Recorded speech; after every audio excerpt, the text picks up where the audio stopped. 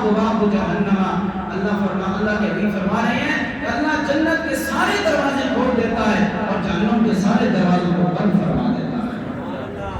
روایات میں آتا ہے، محدثین اس کو اشارہ کرتے ہوئے کہتے ہیں کہ رمضان کی اتنی برکت ہے کہ اللہ تعالیٰ کافروں کی قبروں سے بھی عذاب اٹھا دیتا ہے، کافروں کو بھی عذاب دینا بند کر دیتا ہے رمضان کے مہینے میں۔ تو پھر بتاؤ مسلمانوں کو اللہ کتنا مالا مال فرماتا ہوگا۔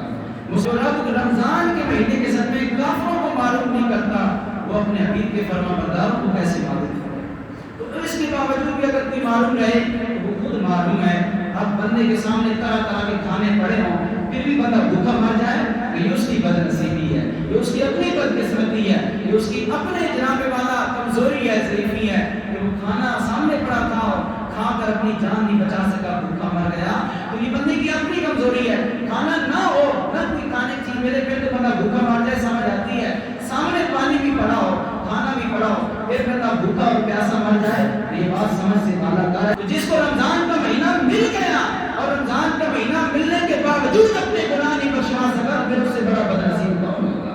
پھر وہ کب بخشا جائے گا اور کس دن اپنے آپ کو بخشوائے گا؟ جو رمضان جیسے بابرکت مہینے میں بھی اللہ کی رحمت سے کھلی ہوئی وسعت رحمت سے فائدہ نہ اٹھائے۔ پھر آگے فرمایا وسلسلۃ الشیاطین، شیطانوں کو قید کر دیا جاتا ہے۔ فتحت ابواب الرحمہ، اللہ کی رحمت کے جتنے دروازے ہوتے ہیں اللہ سارے دروازے رمضان کے مہینے میں اپنے بندوں کے لیے کھول دیتا ہے۔